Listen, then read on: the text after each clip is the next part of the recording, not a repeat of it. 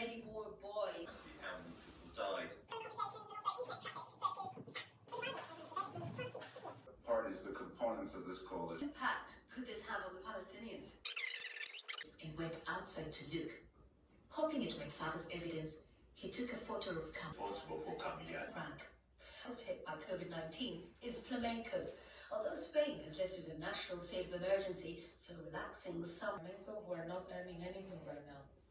Most have remained closed. Our cultural identity, what makes us different from the rest of the world.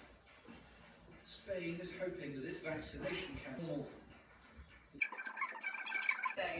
But there has been criticism from Germany and also Comprehensive Cancer Centre in Buffalo. BBC's Joel Greenberg in Jerusalem.